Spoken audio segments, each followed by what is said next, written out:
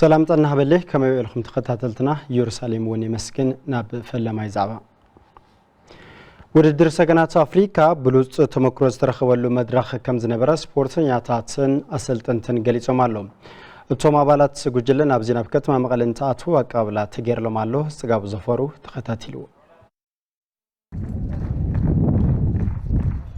ኣብ አንጎላ ከተማ ሉዋንዳ ብዝተኻየደ ራብዓይ ምላእ ጾታታት ሰገናት አፍሪካ ንሃገራዊት ጋንታ ብሽክሌታ ኢትዮጵያ ዝወከሉ ብሽክሌተኛታት ማህደር ደስታን ዳዊት ገብረኪሮስን ኣብቲ ውድድር ብሉጽ ብቕዓት ከም ዘርአዩ ዝገለጹ እንትኾኑ ብቐጻልነት ኣብ ዘካየድዎ ውድድራት እቲ ዝረኸብዎ ብሉጽ ተመክሮ ብምጥቃም ዝበለጸ ውጽኢትን ፕሮፌሽናል ተወዳደርትን ንምዃን ከም ዝጽዕሩ ይገልጹ። ኣነ መጀመርያ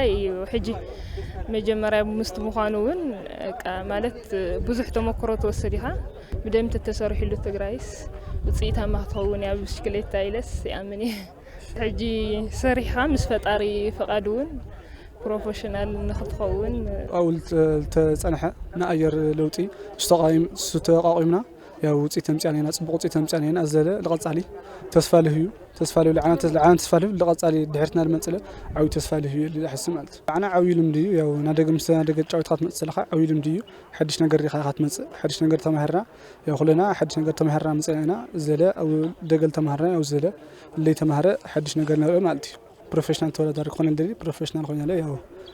عدك تصوع دليها مالتي فلما هغراو ውድድር ምስት ምዃኑ ዝበራታ ውጽኢት እዩ መጽኡ ዝበለ አሰልጣን የሃገራዊ ጋንታ ብሽክሌታ ደቅ ተባዕትዮ የናስ ዘር አብሮኽ እኹል ቅድመ ምድላውን ዝሐሸ መወዳደርናውት እንደዝህልወና ነይሩ እቶም ዘምለጡና ሜዳልያታት እውን እንረኽበሉ ዕድል ነይርና እዩ ይብል ዝነበረ ውጽኢት ዓቂና ዝሐሸ ውጽኢት እውን ሒዝና መጽና ብትክክል ተዘጋጅና ተንኾን ነርና ማተሪያል እውን ልክዕ ከምኡ ከምተና ካልኦት ሃገራት ተንረክብ ነርና تمرلتات نممصا عدلات نيرنا بحفشا ግን ዝነበረና ውጽኢት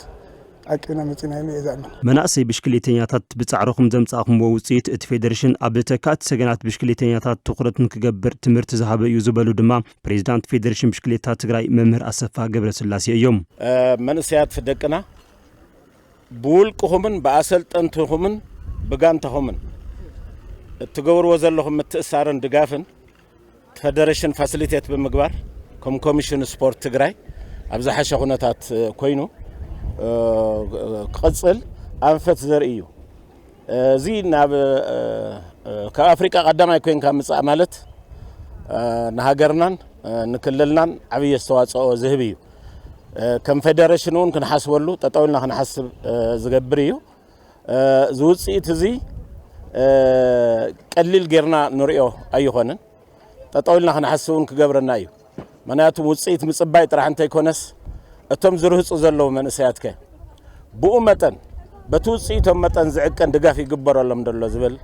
ክንሓስበሉ ዝግባእን ትምህርቲ ዝበናን እዩ ኣብ ዓለም ለኻዊ መዕረፎ ነፈርቲ ኣሉላ ኣባነጋ ኣብ ዝተገበረ ስነ ስርዓት ተቀባብላ አሰልጠንትን ኣመራርሓ ዝተፈላለያ ጋንታታት ብሽክሌታ ትግራይ ማሕበረሰብ ሙያ ብሽክሌታ ትግራይን ዳያኑ ብሽክሌታን ከምኡውን ኣባላትን ኣመራርሓን ፌደሬሽን ብሽክሌታ ትግራይን ተረኺቦም እዮም ናብ ዝነበርዎ ቀዳማይ ሊግ ኢትዮጵያ ንምድያ ኣብ ብርቱ ስራሕ ከም ዝርከቡ ኣባላት ጋንታ ኩዕሶ እግሪ ፖሊስ ዋልታ ትግራይ ገሊጾም ኣለዉ ሙስቶባ ኣባላት ብርሃን በየነ ዝገበረ ጻንሒት ከም ሰብ ቀረበ እዩ ኣብ ዓመታዊ ውድድር 2017 ዓ.ም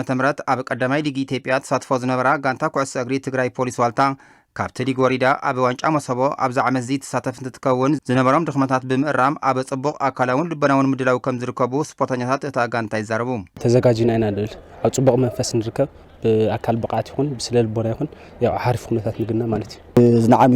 ኖሩ ሲነራት ተጫዋችለ ሃማይ ታዳጊለ ካና ወሲኹም ምናምን ገለገለ ጽቡቕና ቲም እንትን እዮም መስሪታኒና ጽቡቕ ብዙይ ዘዳድኽ ተወርሕና ተዘጋጅና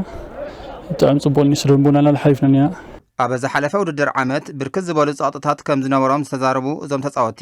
ኣብ ዛዕመዚ ብትግራይ ደረጃ ዝግበር ውድድር ሻምፒዮን ብምዃን ናብ ቀዳማይ ሊግ ኢትዮጵያ ዳግም ንምምላስ እቲ ቀንዲ ጠመቶኦም ምዃኑ ይገልጹ ካብ ዝነበረና ጎደለታት ኣምሓይሽና ና ትግራይ ሻምፒዮን ኮይና ናብ አንደኛ ሊግ ንምለስ ዓላማና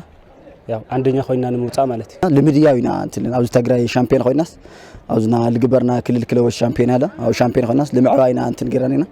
ዋልታ ክምለሲ አሚ አንደኛ ሊግ ምናርና ከዚ ነው محلفنا هذه አንደኛ እቅድና አንደኛ ሊግ ጸንህና ደዳ ከፍተኛ ሊግ ማለት ሆምና አንደኛ ሐሰናኒ ሓደሽትን ልምዲ ዘለዎም ተጻወትን ብምዋሃድን ዳግም ምትዕራይ ብምጋርን ዝሐሸ ስራሕ ንምስራሕ ኣብ ሙሉእ ቅድመ ምድላው ከም ዝርከቡ ዝገለጸ ድማ ምክትል አሰልጣኒ እታ ጋንታ ተኽለ ኣባዲ እዩ ዓሚ ቀዳማይ ሊግና ንሳተፍ ነርና ተጫዋት ሒዝና ነርና ድማ ካብ ቢ ምናምን ልዕበና ምንም ዓይነት ልምዲ የነሮሚ ኣው ልምዲ ካዕቢቶም ሎም ዓመት ደለ ቲ ለወደቕናዮ ቀዳማይ ሊግ لما عمس دمو قدماي خوينا كاب تجري لك برود درس شامبيون خوينا تمليسنا لفتي قدماي لك المحلافينا لمد اليوم تشوات حويسنا هذا دمو صب نجر لمسرح لنا نزاجنا لنا إن بتعمل بس لزوجتي مالتي كم غانتا كعس أجري تجري بوليس والتا نخالط عبيت غانتا تجري كم جاو خويني قلقل كم زنحن حزون تكاتي سبورتنيات كعاوين تخرط غير كايس الرحمة الله ومرحلة غانتا زخنا كوماندر قبر كحساي جلز تجري بوليس والتا كافتم مجبت زبها الحدي نسب عندرتا ولا نشرز بها كلوات كبانا يمزوسو سب عندرتا درجة حمش شيء شغل أوسيدهم نيرم ولا ونتهم خوات بها القول علونا كافتي أكيونا إحنا نعويهم لا عبيت جانتا تتكعويلنا أنا ندلي تو سعرنا مالتي زيناتا سبورت ساعات بزي في الصم بروح كذا